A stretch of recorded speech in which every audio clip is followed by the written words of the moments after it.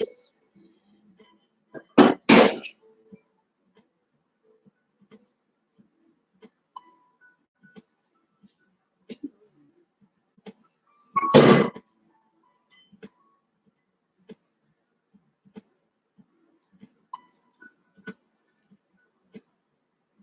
we go.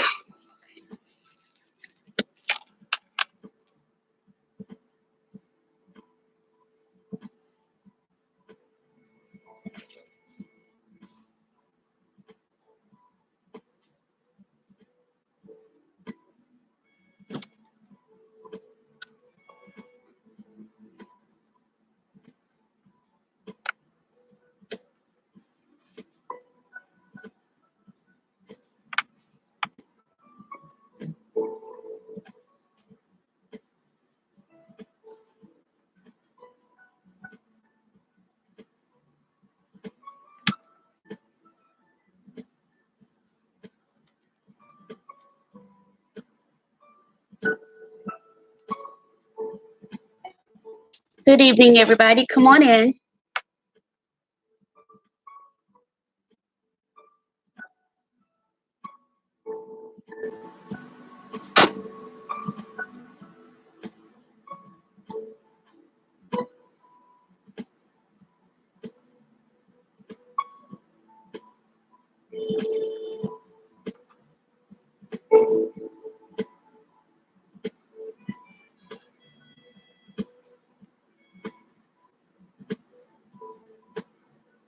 There we go. Okay. Good evening, everybody. Come on in. Come on in. Come on in. Come on in. Hope everybody had a good day today. I want to say a happy Saturday evening to everybody. Everybody that's live with us today. We are actually streaming live from Instagram tonight, so that's something new for us. We are also streaming live from YouTube, and we are streaming live from two separate Facebook pages. So you guys come on in, come on in. Tonight we have an interesting topic to discuss with you. Tonight we're going to talk about overcoming disabilities and actually living with those disabilities. Um, so we have a very special guest tonight. Um, but before we bring our guests on, I want to talk to you a little bit about the show, What's on Your Mind. What's on Your Mind is a show. It's a platform where we come together, we talk about things that are important to the African American community as a whole. Things such as depression, anxiety, mental health issues, just things we deal with in everyday life, relationship issues, sometimes we deal with social issues, what's going on in the media. And so we deal with a lot of different topic of discussions on What's on Your Mind. And what happened with What's on Your Mind is our guest is on. So what happened with What's on Your Mind? I initially started What's on Your Mind as a platform, being one that was diagnosed with clinical depression myself after the death of my daughter. I started this platform to give a voice to those that may be struggling with depression, or you don't even know what it's called. Some people, struggling with PTSD, anxiety, things of that nature. But I wanted to give voice to those who may not have otherwise have a voice, And so for that reason, I wanted to just tell you guys, you're not alone. Whatever your particular issues are, whether it's depression, whether it's anxiety, whether it's PTSD, whether it's dealing with a divorce, death of a loved one, any kind of illness. Tonight, we're going to talk about overcoming disabilities, any kind of disabilities or long-term illnesses, or any kind of severe illnesses or sicknesses, dealing with any of that. A lot of times we just don't get the particular care that we need in our communities. Number one, because we don't always have the information available. And then number two, we don't always have the resources available. So if you will, you can kind of consider this show also as a platform that will bring you resources, and you also hear from different people from different walks of life, that will come on and share their particular stories and their journeys. I'm always very transparent about my journey, particularly being one who is a brain tumor patient. I've shared my journey and will periodically continue to share my journey as a brain tumor patient, and how it drastically changed my life.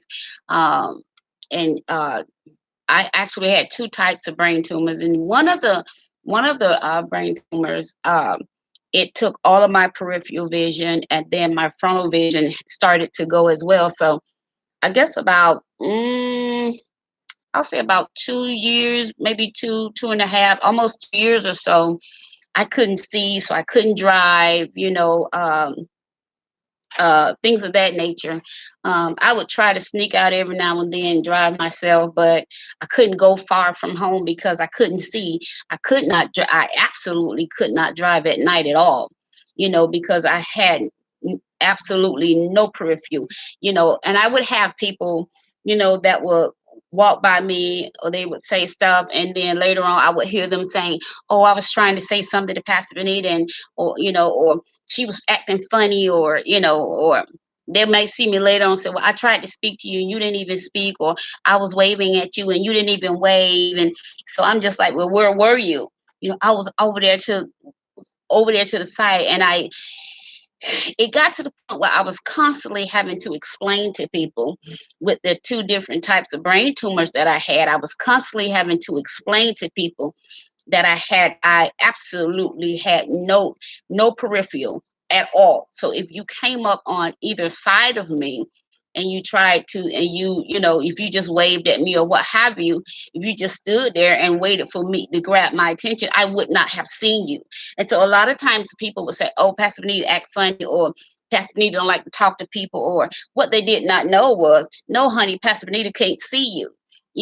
And so I would tell people, I would constantly find myself having to tell people, "Well, you have to come around in front of me where I can see you, because the only way I would know that somebody's actually standing beside me on either side, I would actually have to turn around to see them, or they would have to, touch me or make some kind of motion to let me know that someone is there, because other than that, just knowing you're there, just by your presence being there, I would not know that, because I didn't have any peripheral left. And then when my frontal vision started leaving, because of the pressure and where the brain tumor is located, and it sits right on, this is my say if this is the brain, and this is the optical nerves. I'm trying to make sure I'm back far enough where all my streaming can see me.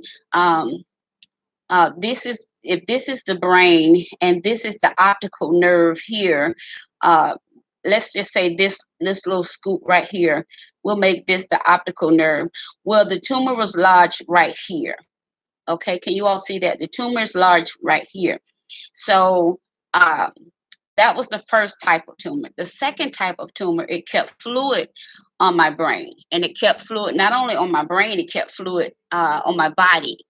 And so that particular type, you got, I had one brain tumor pressing down here on the optical nerve. And then I had the other type of tumor that was keeping fluid just settling, these massive nosebleeds, And I would try to explain to people, "No, I'm not acting funny. I can't just, get up and go like I want to. Couldn't just get up and go like I used to." I would have these massive blinding migraines, to where I would be in the bed sometimes 3-4 days at a time.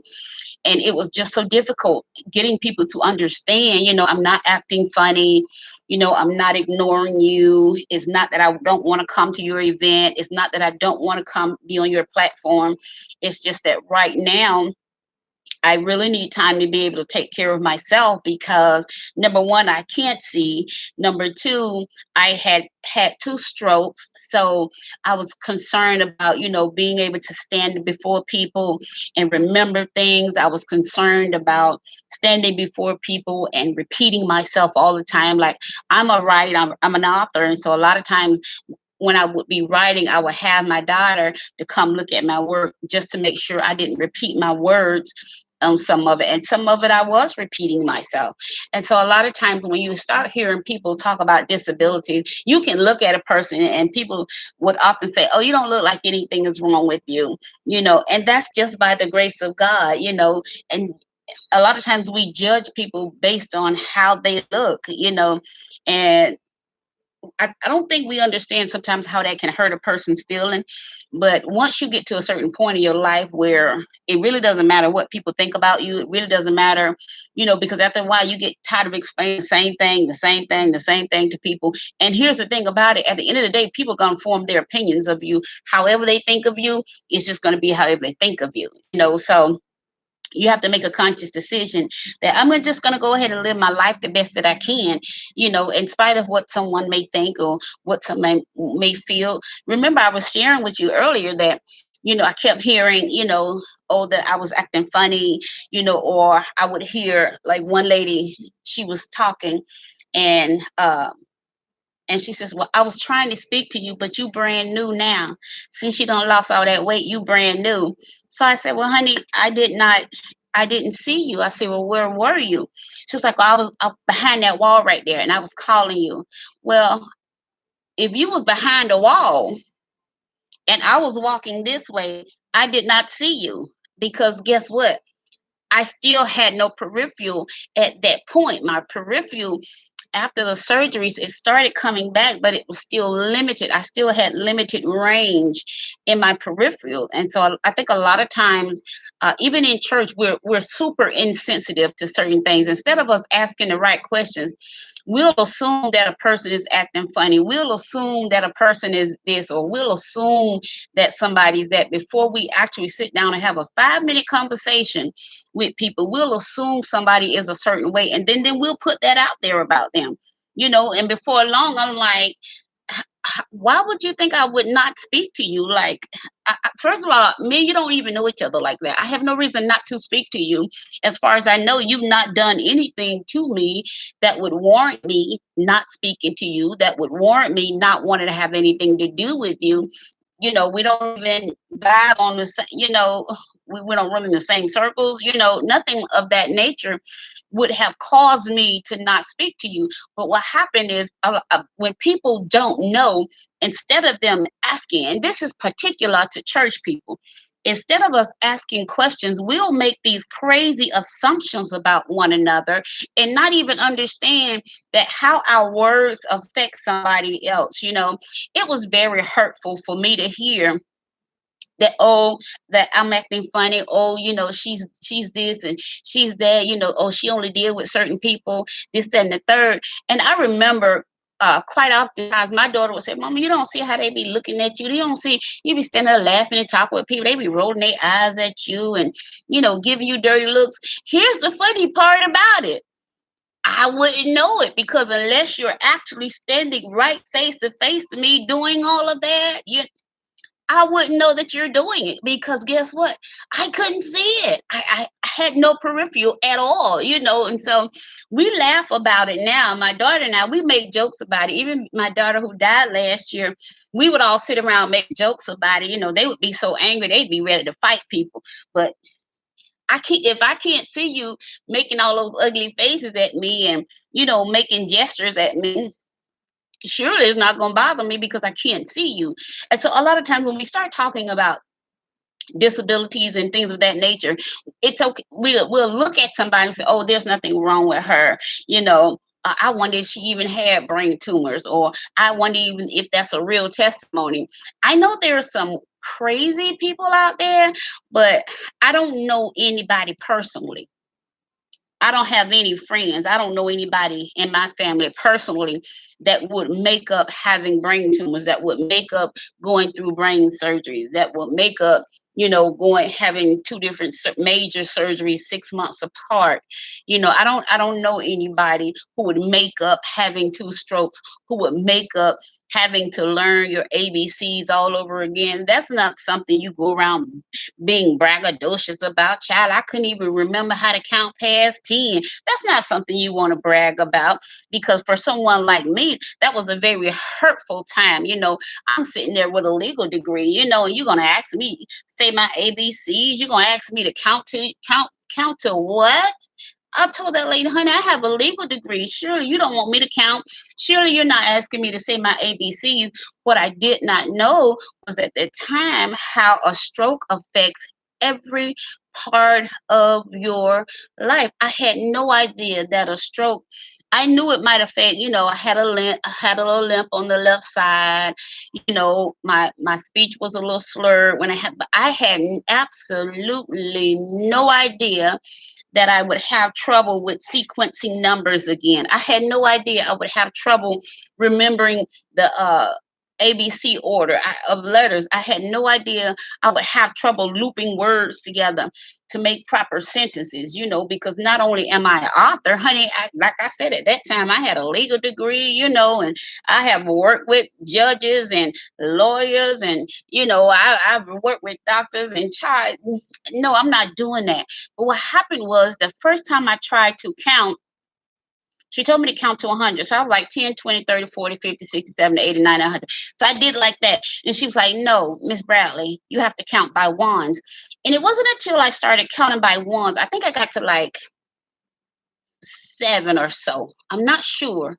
But I couldn't even get to 10 because I forgot what number came next.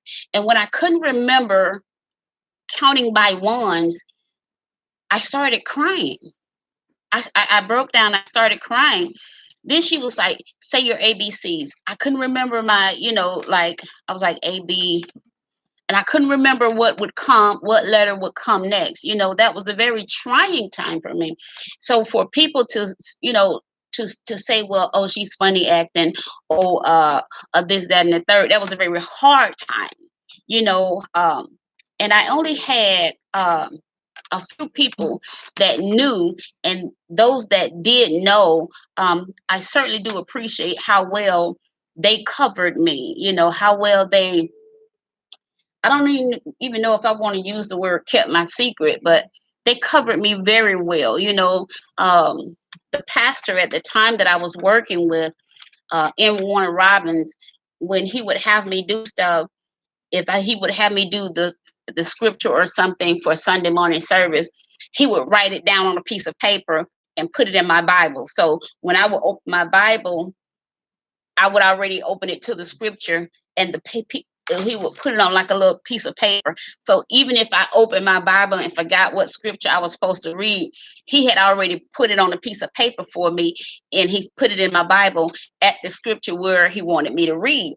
And so I'm thankful for that. But a lot of times people will look at you and think, oh, oh, this, that, and the third, and they never think to ask, how are you doing? How you feeling? Do you need anything? People don't do that. And really, and this is not an indictment against the entire body of Christ, but I am talking about the church, because I'm speaking to you not only as an individual, I'm speaking to you right now as a pastor. I was pastoring during all of this time. And like I said, people say, oh, Pastor Benita is acting funny. Pastor Benita don't like to talk to people. No, it wasn't that. It was just that if you came up off any other way other than straight at me, I could not see you. I remember my birthday, and they surprised me.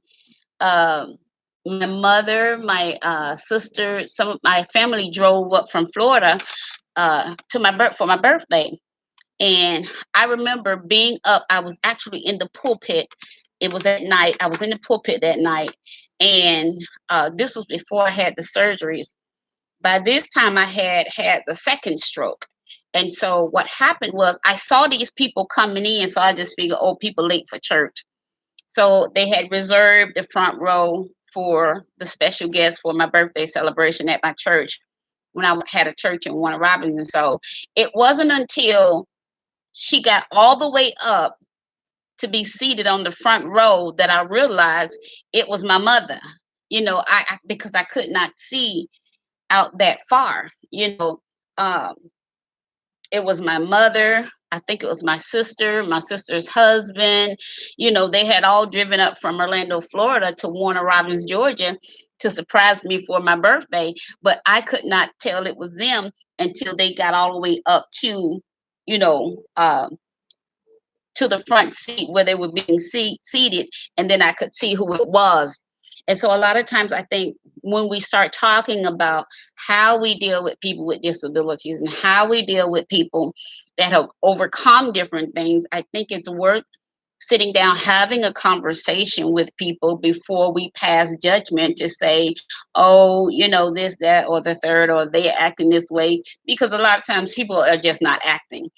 We just have to find, I like to call it a new normal. Everything I did, I had to find a new normal. I couldn't go to the gym and stay in the gym 2 hours anymore. In fact, I had the second stroke in the gym, you know.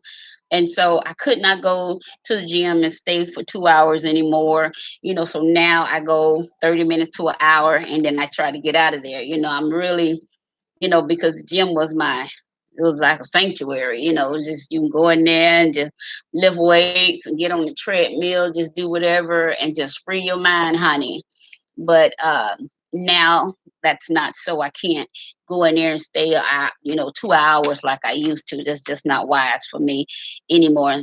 And so tonight, we're going to be talking to a gentleman that was born with cerebral palsy, and his mother, while she was pregnant, carrying him, she contracted German measles, and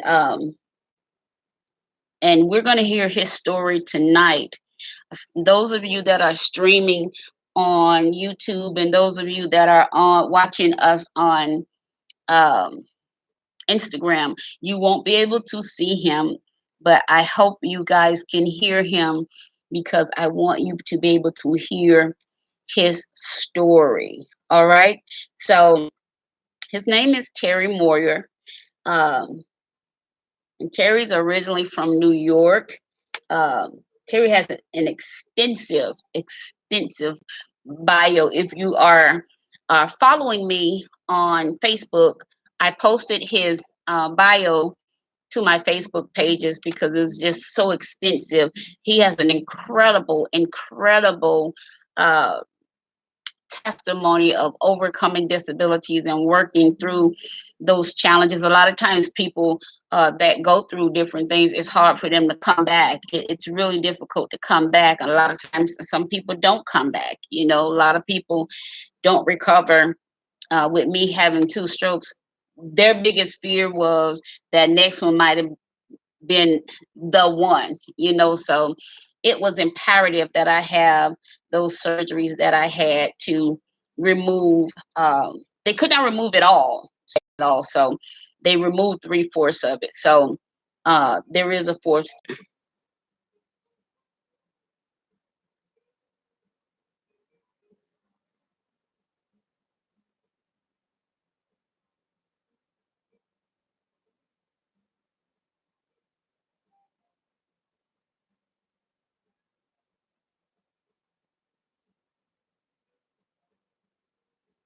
Look at you.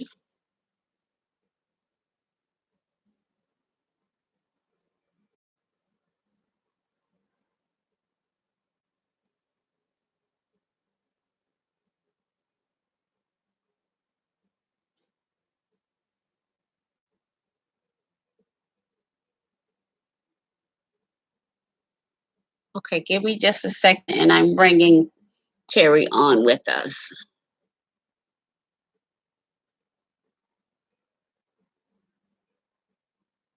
Give me just a second. Uh, there he is.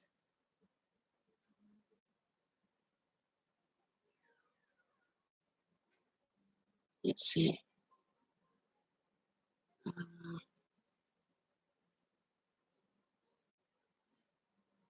let's see how you get him on here.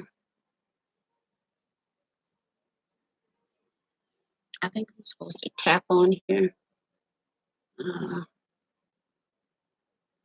it's not letting me add him.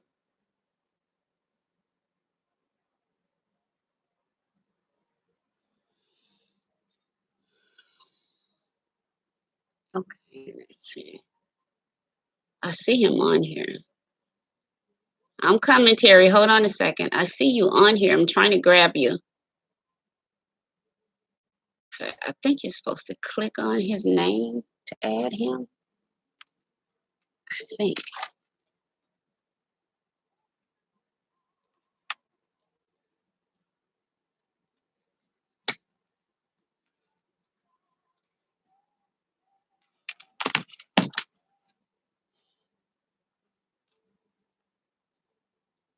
Yeah, that's him. I think you're supposed to click on his name.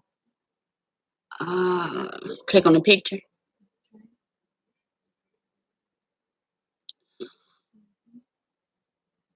No, he's saying okay. Uh,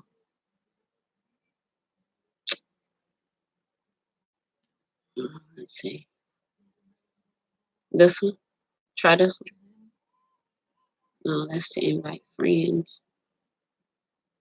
Uh, no.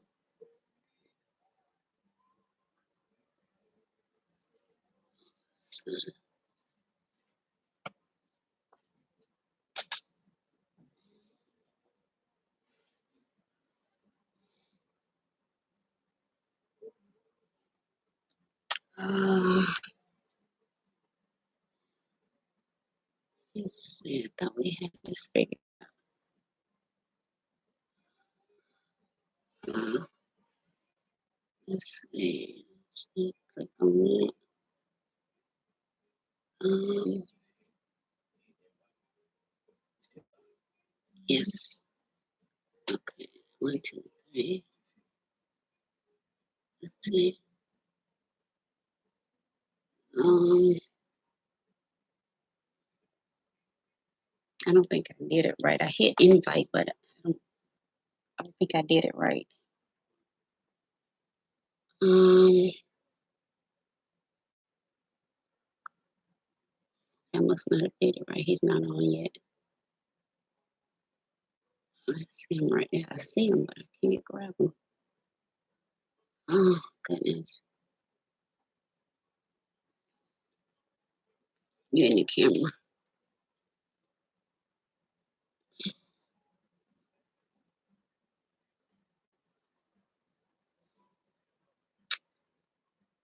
Uh,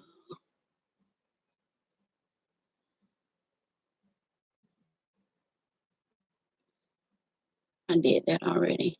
It didn't do anything. I already did. I clicked on that. Oh, goodness. That's the thing about live. Anything can go right or wrong. Let me click up here. See, can I grab him from up here?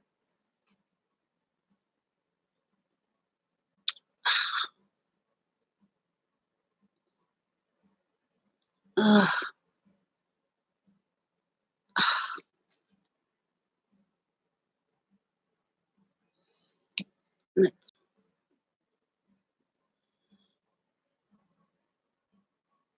let's see. See him.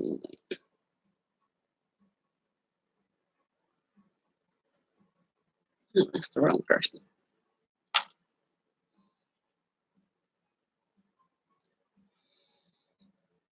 Yeah, come on this side. No, no, just hold on a second.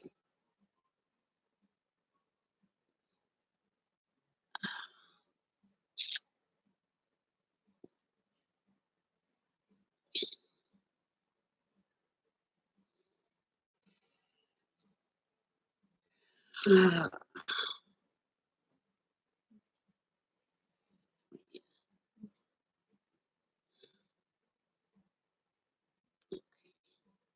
hold on, guys. If you're on Instagram or YouTube, hold on a second.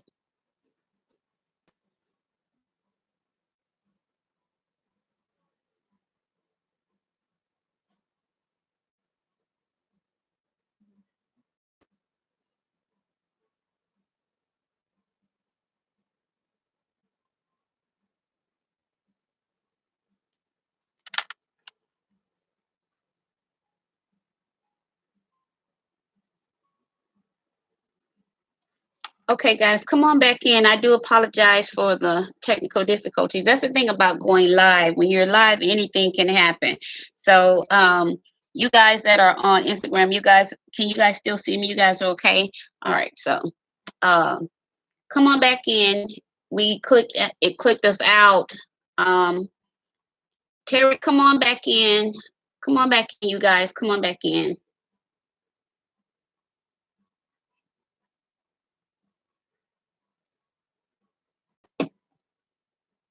Oh, I need something a little stronger in that coffee, honey.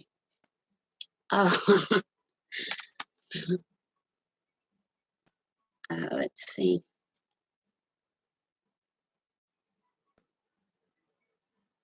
Okay, you guys come on back in. Come on back in. We're waiting. Um, no, that's not him. Come on back in. Come on back in. I do apologize for the technical difficulties. That's the thing, that when you go live, anything can happen. So we're here for it all right? So we're waiting for our guest. We're waiting for Terry to come back on. And as soon as we see him, I'm going to try to grab him again so he can go ahead and have time to share his story with us. Um,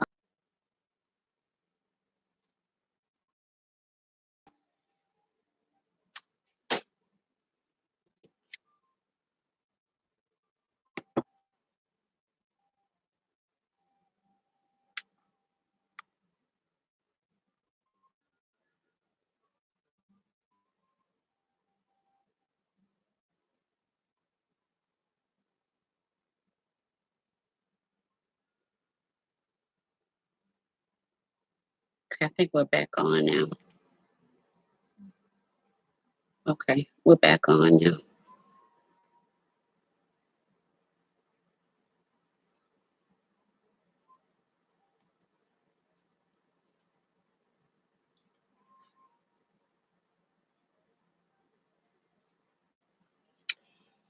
Good evening, y'all. Come on back in. Come on back in.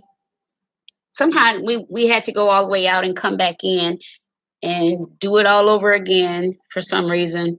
Again, um, that's the thing about going live. So um,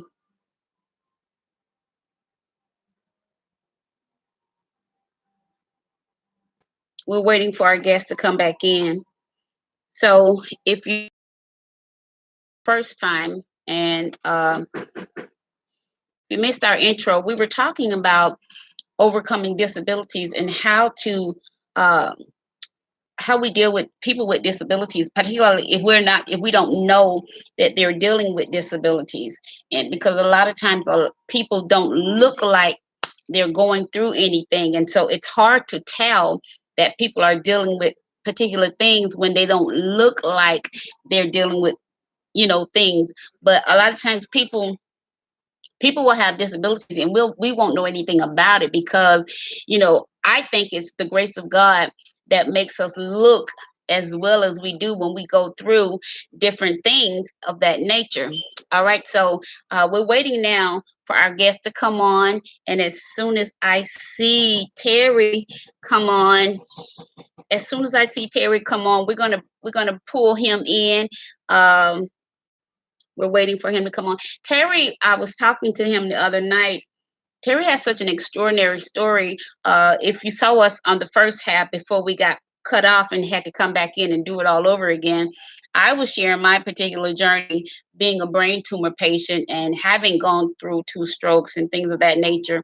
A lot of times people will look at me and say, well, you don't look like anything's wrong with you. So a lot of times when I do start sharing my story, a lot of times it's hard for people to actually believe that I have gone through the things that I've gone through and that I'm actually still a brain tumor patient because uh, they were only able to get 3/4 of the brain tumor out because of the location of it. And so tonight we're going to hear an incredible story from a young man. Let's see. Uh, we're going to hear an incredible story from a young man. I call him a young man, but he looks younger than he really is. Uh, and so I see him. Let's see, can we grab him now? Uh, Let's see. I saw him come on. Oh, there he is.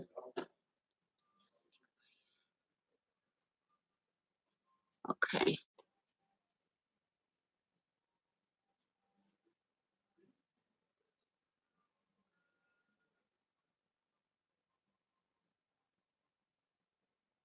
Okay, Terry, I see you. And it's almost letting me add you. Make sure that you're have a good signal on your end, because I see you and it says I can't connect with you on your end.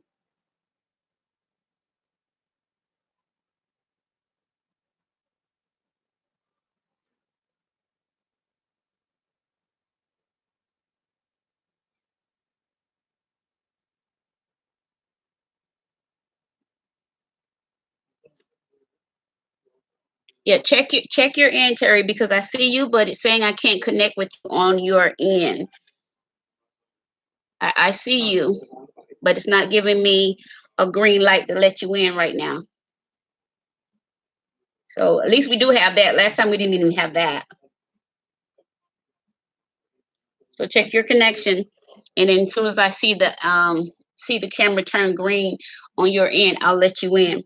So in the meantime, we were talking earlier about having, to deal with disabilities, but not looking like you have disabilities to deal with. I was sharing my story earlier about how when I was going through with the brain tumors and stuff, how I lost. There he goes. Hold on. All right, Terry. Let's see. Can I get you? Let's see.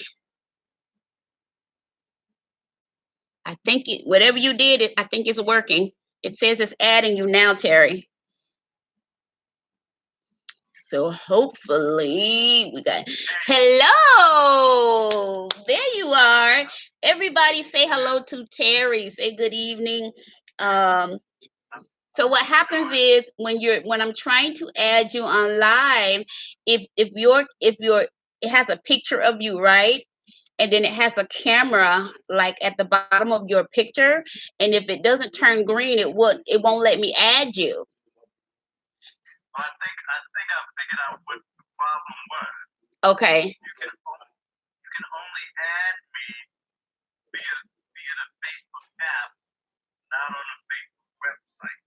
Oh, okay. So I have to come off the web to the app before computer. Yeah. So it allows me to do it on my actual site. Yeah. Okay. So we do have you on. So I'm going to move you up just a little bit closer so I can make sure that the other people on, if you're on Instagram, if you're on YouTube, I hope you guys can hear. Make sure you give me a thumbs up or say I can hear you if you can hear me. If you can't hear him, let me know. I am live in comments.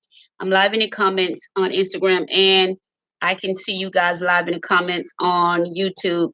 And I'm also live in the comments with you guys on Facebook, so I can actually see what you're actually saying without bothering with the visual for our guests. Okay.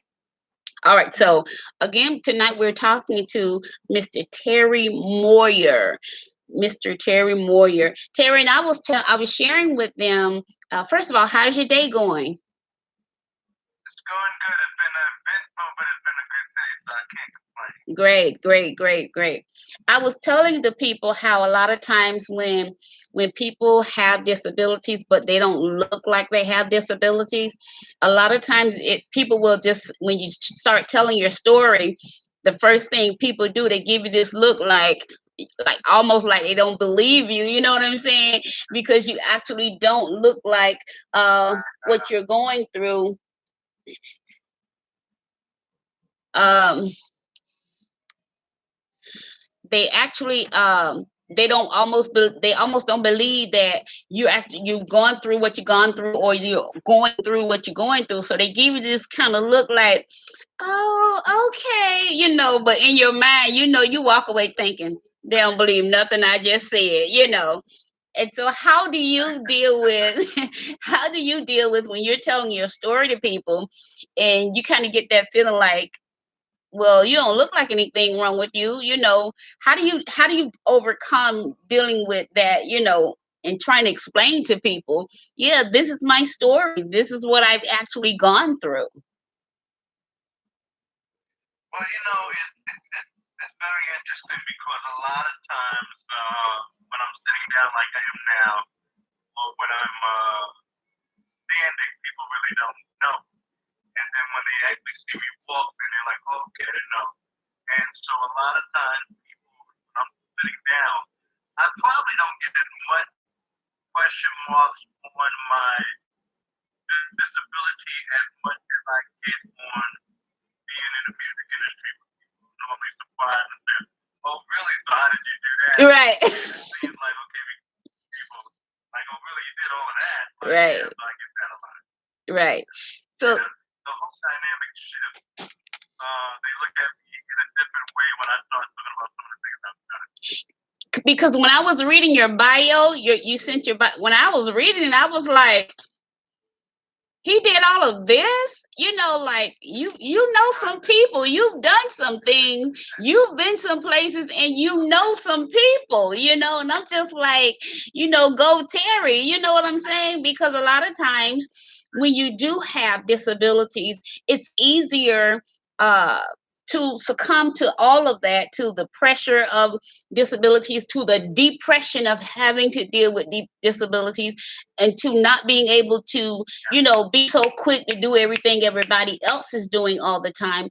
Or if you were, in your case, you were born with cerebral palsy. Let's talk about that. Let's go back to the beginning. You were sharing with me in our pre-interview that your mother contracted German measles while she was carrying you. So let's start from right there. Okay, absolutely. Yeah, when I was born in 1964, my mom had German measles, which complicated the birth. And what I do remember hearing about that time period was that they actually told my mother to get a nurse to come to help. And because the doctor said I wouldn't help anything. Oh. So very thankful that and my father did not for being a nurse. You sure proved them wrong then. I'm sorry, say again? I said you sure proved them wrong. I did. I'm thankful. I appreciate it absolutely. So, I was able to, it was a blessing. God had other plans for me. Yeah. So when at what point did you realize, hey, I'm a little different from the other boys and girls? It's something different about me. At what age were you when you first realized that, hey, Gary's a little different from the other boys and girls his age? I probably would say maybe around elementary, older. The finger pointing and the whispers can be very transparent and cool. Yeah. And so growing up a lot of times, there was a lot of, making fun of me and teasing. And so that's when I started realizing something. Yeah. So let me tell y'all something right quick. Let me tell y'all what just happened. So anything can happen when you go live, right? So Absolutely. right before we came on live, my water heater decided it wants to leak. So if you guys hear any noise in the background, they're repairing my water heater. That's the thing about doing live, anything live, whether it's a blog, if we were live on television, that's just par for the course. Anything is subject to happen. So you guys kind of forgive if you hear a bunch of noise in the background. You guys forgive me for that, but they got to get this fixed because I do not want a flood. Okay, we don't want a flood over here because if we get a flood over here, I'm gonna have to find some of my audience members to put me and my family up for a few days. How about that? All right, so all right, so I wanted to tell you guys because get started on this because the water. Y'all go ahead and get your work done. I just told my audience you guys are here. He's like, okay, thank you. Okay, so and we're back. All right, so Terry, so you were about in by the time you started school, maybe do you think it was like first, second, third grade up in that area when you started realizing, hey, I'm different? And primarily because the reason why you started realizing you were different was because of the kids, and we know kids, we say kids can be cruel, but here's the truth of the matter. Kids are just kids, kids are kids. And a lot of times as children, sometimes we know what we're doing as children, and then sometimes we don't. I had a girlfriend, she grew up right across the street from me, and she had scoliosis really bad. When I say bad, she had it really bad. And so they had to put a rod in her spine. So she had to wear a rod and this full body case. Can y'all hear me? And so naturally she was my friend after the surgery. So I still played with her. I still went over to her house, sit with her. When she decided, I would go inside. I would take my dolls over her house. I would go play with her. I would take my books over her house. I would take my jump rope. I would jump rope 10 for me. Was cognizant of the fact that she's probably dealt with that.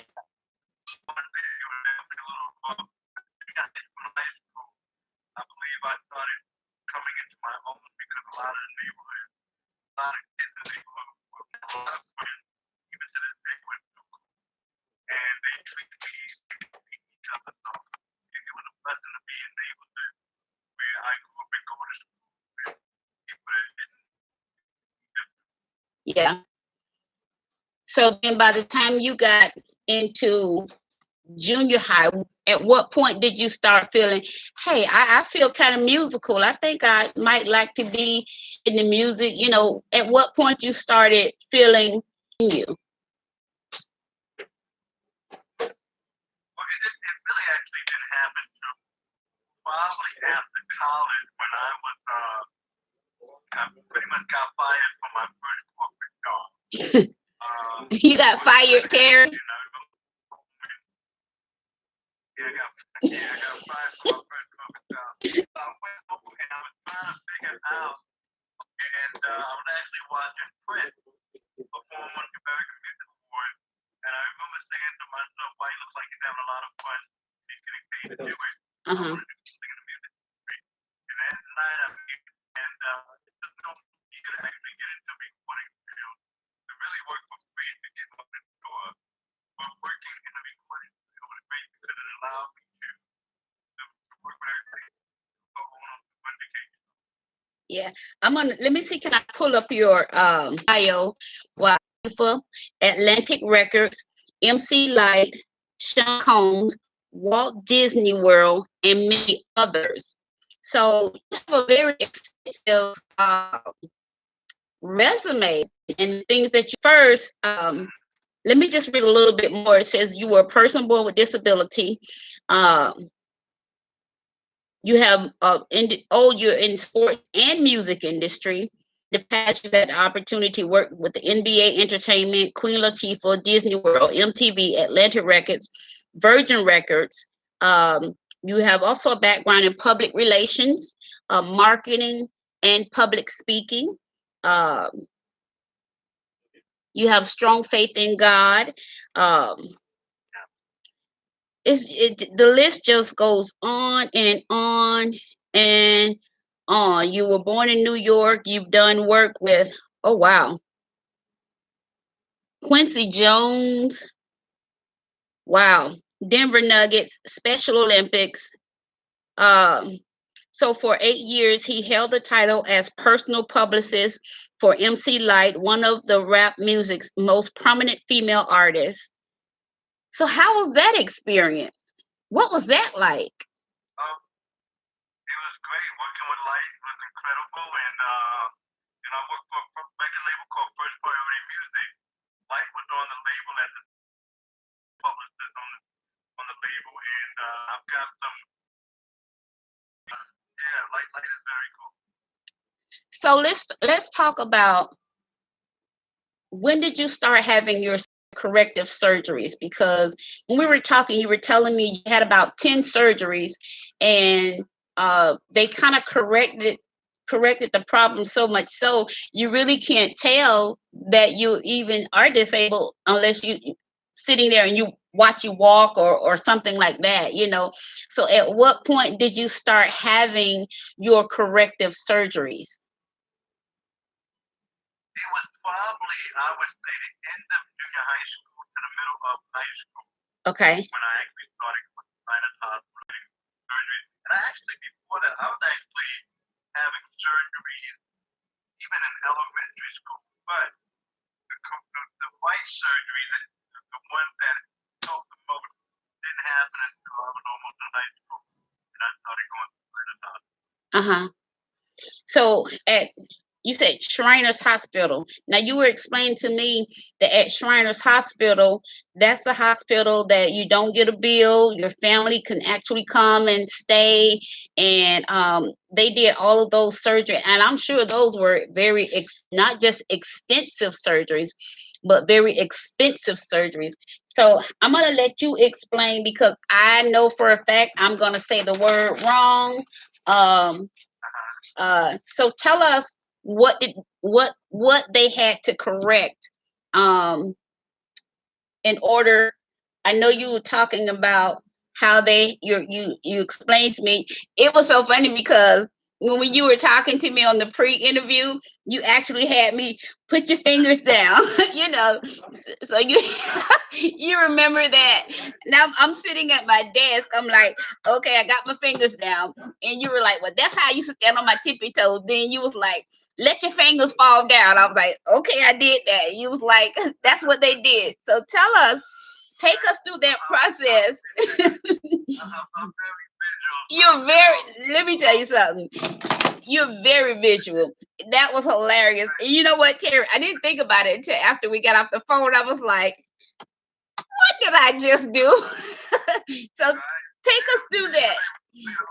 Right. So take us through that and tell us how the surgery started. Basically, what they wind up doing was, for the most part, I had two major operations. And if you want to say divided by two, uh, basically, on my heels, I used to stand on my toes.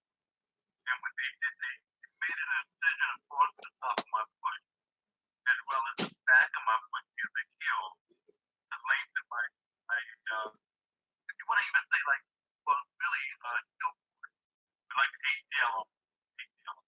That allowed me to be in a flat foot. And then they did inside of my thighs, outside of my thighs, and even across my butt, they did what they used to stretch my hamstring, and that allowed my legs to be straighter. So every once in a while, I'll feel my hamstring get, because as I get older, so my hamstring gets tighter, and I Yeah. have to stretch them out. That's what they wind up doing, and as far as allowing me to stand up straight. So when you were going through all of that surgery, were you much older or were you younger then? I was probably in first year of high school. First year of high school. So Yeah, from high school, so how long did it take for everything to get to where you actually walk up straight? about 3 to 4 years. 3, 4 years. So Well, did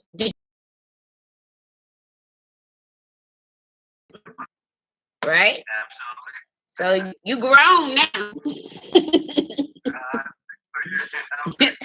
So tell us what happens at 15. At 15, you start to feel like, you know, you're hanging out with your buddies. You're still in New York at that time. So you're still in New York. You got some friends, you know, so you guys are hanging out now. So now you're not so much worried about being disabled. So Mr. Yeah, so Mr. Terry at 15, so you just want to start your little partying, you know, spree at 15. So you started drinking and, you know, smoking a little weed here and there. So tell us about that. How'd you get started with that? Well, in New York when I was growing up, New York was very, very, what's the word I'm looking for? very popular with the games. Okay. We had a lot of games that would basically, go up and throw tags up and their little tags. That's when you spray paint the building, right? Spray paint everything, we writing our names on everything. And we had a group called the Fun. Okay. And we even had jackets. So that's how serious we was about it. So the one was a group that What? Say that again. Your name was what?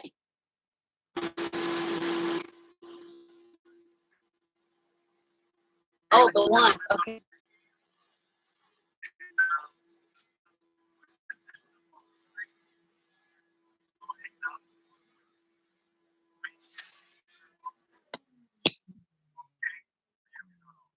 So at 15, would you buy the weed and beer, or would somebody buy it for you? I didn't buy. Well, I bought the beer. I definitely bought the beer. And sometimes I actually bought the alcohol. So you might get somebody to buy it for you. Oh, you had. We're talking New York. Oh. Yeah, but we're talking New York.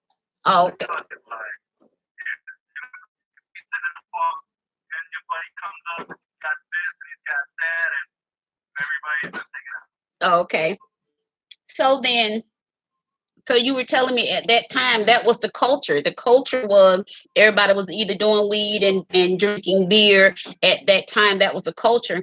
And then after that time had passed, cocaine came into play, and then cocaine was very prevalent on the scene at that point. So by now you're in high school now. So did you ever get involved with cocaine at that point? Yeah, cocaine was very casual for us. It wasn't something that we did on a regular. We did cocaine maybe a couple of months, but we also used the cocaine to get into clubs for free, and so that was sort of our bargaining chip to get in. So we used it. Yeah, Jerry, you was bad. I was definitely bad. We was bad. My whole crew was bad. Thank you, guys. We're all, thank God, majority of us are still alive, and we're working and no longer doing drugs. One of my good friends does cosmetic surgery, and another one is a bus driver for the city of New York. So it was good. It was a good time, and we grew up. Good. Thank God for that. And thank God you guys made it out, because a lot of times everybody don't make it out of that, I don't know if it was a gang or gang life or street life. Everybody don't make it out, but I'm so thankful that you were one of the ones that did, and some of your friends made it out as well. So we're thankful for that. And so,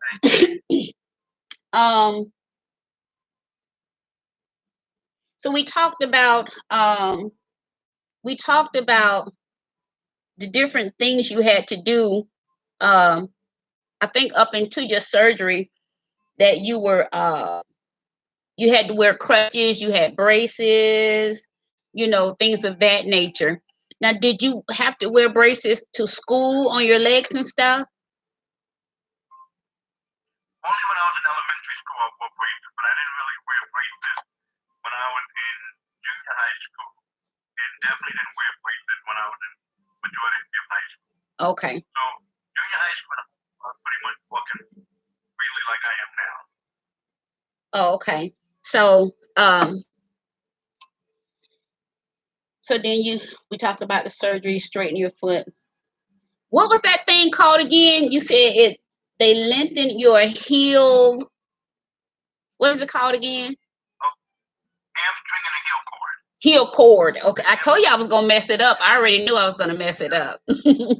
So they strengthen, they lengthen your hamstring and they lengthen your heel cord so that instead of you standing like this on your tippy toes, that you were able to actually stand flat-footed. Right. Okay.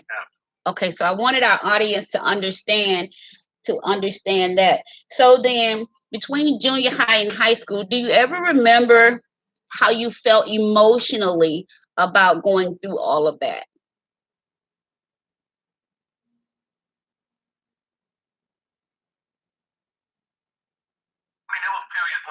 why me moment, like why me, why this, why me. But one of the lessons that I learned from one of my friends is that we were all hanging out one day and we go to the park.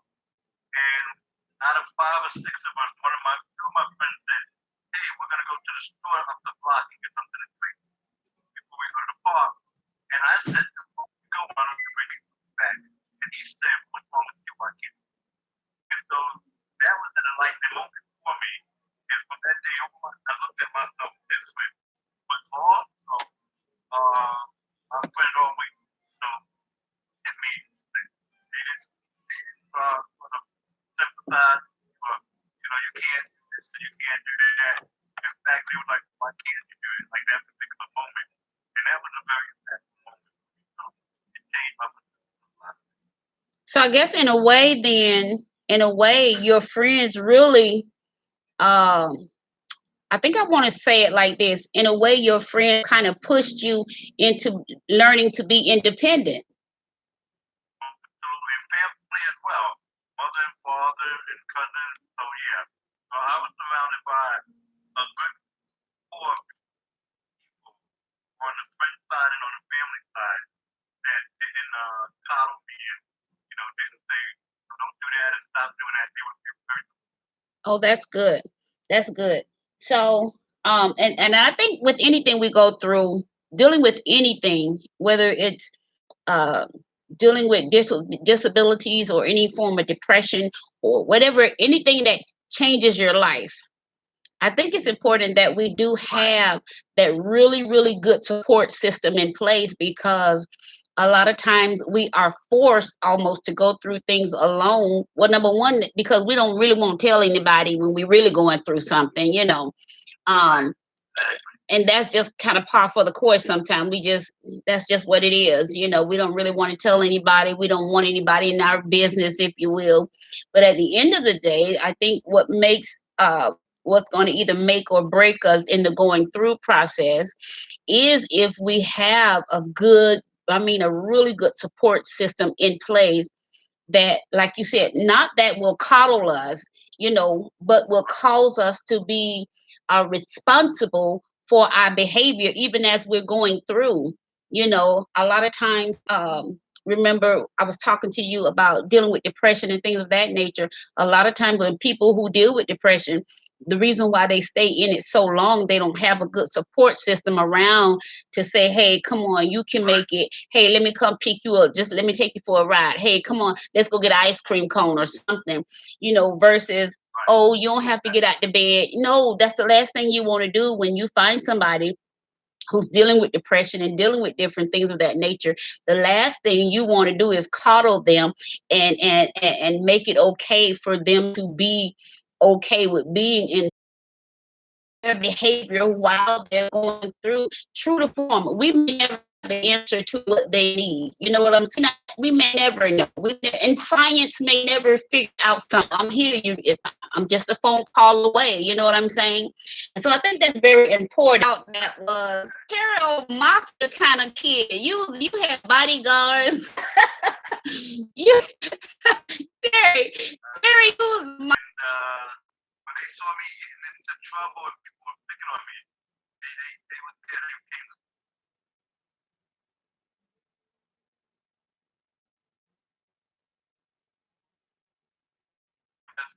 yourself. good. So let me ask you this now. Would you have to pay them? No, actually, good that I didn't, because I didn't have to pay them. It was just a blessing. They did it without, really not asking for anything. So it was a blessing.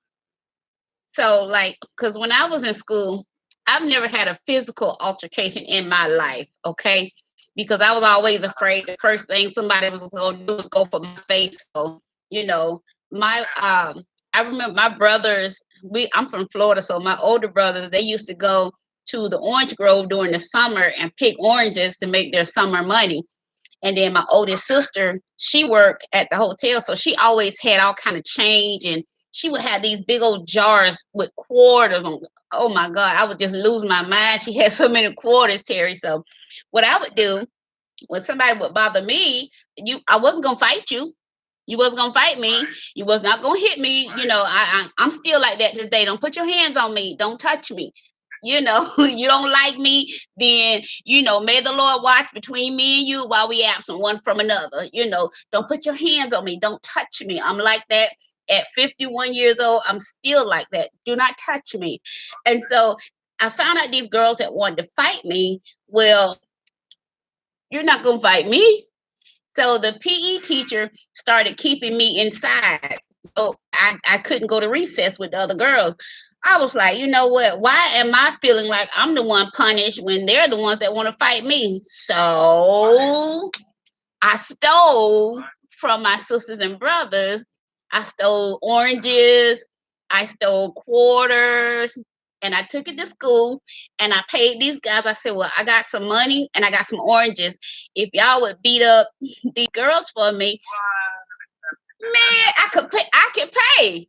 You know, Right. and that's how I never had a fight. Because That's funny I you would share pay that. guys to fight for me. Yeah, because I Funny always you thought, share that. Absolutely. yeah, I always thought you're gonna do one or two things. You're gonna pull my hair, you're gonna put dirt in my hair, or you're gonna scratch my face. And that always would terrify me. So no, you're not gonna fight me. You can keep threatening me if you want to, but if you push me in the corner, I got something for you. You know what I'm saying? So that's how I got out of a Well lot of played. fights, Terry. So Well played. yeah, but Terry, you was gangster. Terry, you had bodyguards. So let's talk about. I asked you about your dating life. Was it difficult for you to date? Having gone through all of these surgeries and being diagnosed with cerebral palsy and all of that. Feeling like was that a hard thing? I remember you was like, "Oh no, dating was no problem with me." We laughed because you were like, "Well, I did get turned down a few times." But tell us how was it dating for you? It was real good. In my junior high school time period, when I was in college for a little while, I was very shy. Even to this day, I'm very shy. So the majority of the relationships that I've been in is mainly because the young lady stepped up first. Today, well, you're taking too long. Right, I've been in you in a couple of months, like that. And more of constant, of just being respectful right. and just being, giving them a seat. But I'm definitely very blessed where, I've had some great relationships.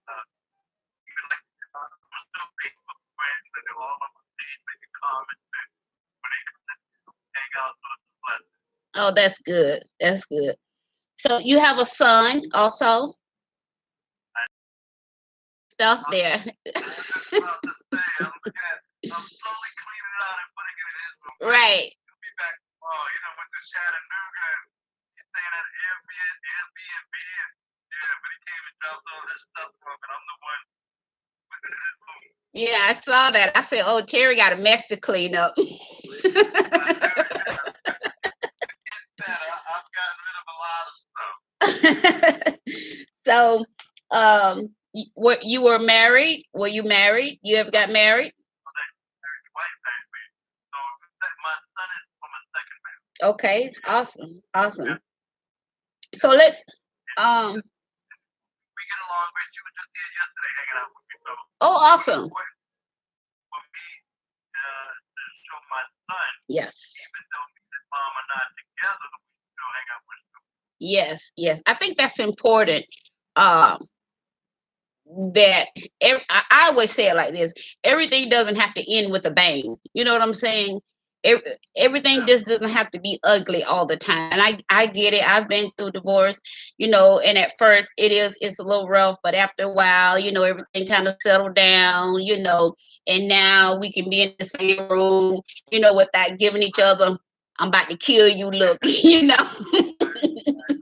Exactly. Yeah. Yeah, so I think it's great, particularly when you have grandchildren in common, you know, peace for the whole group of people. Exactly. Yeah. So point for you, talk to the people about that because you would probably, well, maybe not. A lot of people would be surprised to church or what have you, or they say, well, I'm a Christian, but you know, I have a habit, and I don't know how to let it go, or this thing has a hold of me. We were talking about on the other show. Listen, a habit is a habit, whether you addict to drugs, alcohol, sex, the board, you know. And so at what your turning point when you were getting drunk and you were getting high, will you please share with, because a lot of times people just don't believe the power of God. I don't know if it's because we have to have this big bang theory, ancestors, you know what I'm saying? Something spooky has to happen to get our attention. But when you were talking, I was like, okay, so that's just a simple, you had that simple come to Jesus moment. And ever since then, that was a turning point in your life. So tell us about what happened.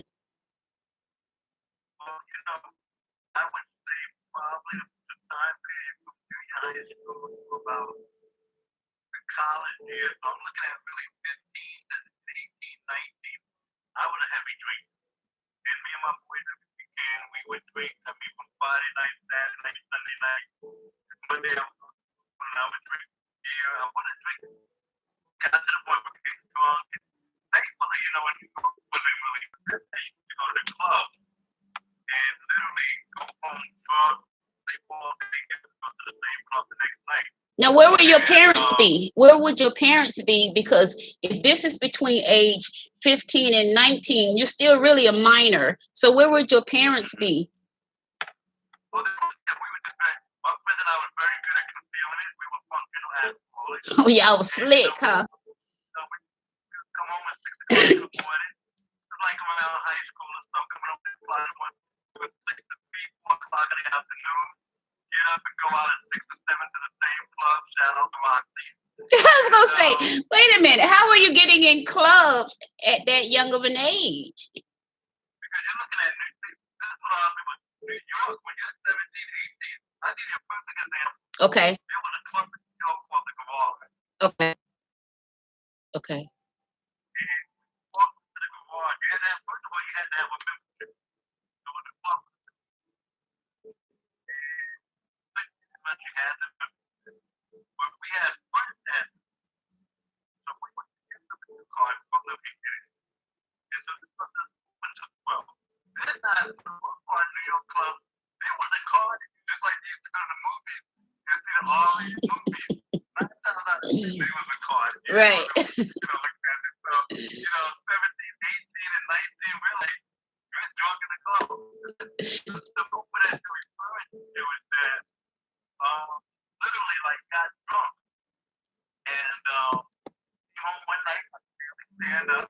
I remember this night because when I took my mom was sitting in the living room, when I opened up the door, I opened my eyes and I was like, oh, I'm sleeping, I'm going to sleep tonight. And I went straight to bed.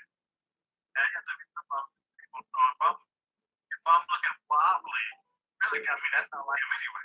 Oh, so it was hard for them to tell if you was drunk. Gotcha. Yeah. He looked at me and I said, hey, I'm going to bed. Good night, like that. Before he could really ask me the question, I went and laid down on the bed. And I remember laying on the bed on my back, and the bed was my eyes. This room was going to stop me. And I did. I closed my eyes, and when I opened up my eyes again, the room was still finished, and I got back. That's what that moment. And it wasn't myself.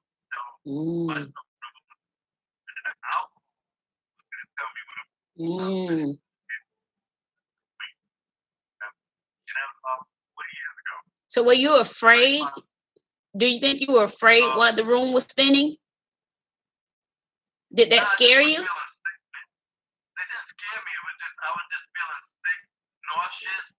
My head was hurting, and I was just like, I don't want them to be spinning. Yeah. I wasn't scared. I was more frustrated and annoyed at anything. Right, right. And that was, and I know when we were talking, you said that right there was the turning point for you after that. And you know what? I think that's a blessing. That's a blessing because a lot of times when stop, you know, without having to go to different programs and things of that nature. But when God has a purpose for you and God has his hand on you, clearly, I mean, it's evident that God had his hand on you because you was doing some crazy, risky stuff, you know. You was doing some risky stuff. And I'm thinking you couldn't run as fast as the other people, you know, so you took a lot of risk. So I'm like, God, you had to have your hand on him, you know. God had to have angels around you, you know what I'm saying? Because you was out there, how the kids say, you was wilding out out there. So let's flip roles here now. Let's talk about your music career.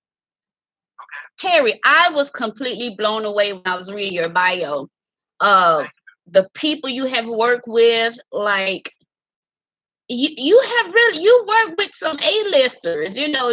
I'm not your bio. We know exactly people that have skin in the game. You work with them.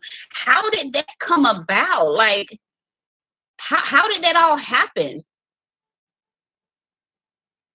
again, it's nothing but God planning and orchestrated by Him. Because when I got into the music industry, working at a recording studio, and being able to work around, like I say, Yoko Ono, and I work with Brenda K. Starr, work with Boy Ears in the recording studio, and then after that, while I was working at the recording studio, I would call Billboard Magazine, and I used to call with Harry Michelle. And I'll call, hey, I'm trying to figure out anything. He said, no, call me back next week. And I'll call him back next week. That literally went on for about 6, 7 months. Mm-hmm.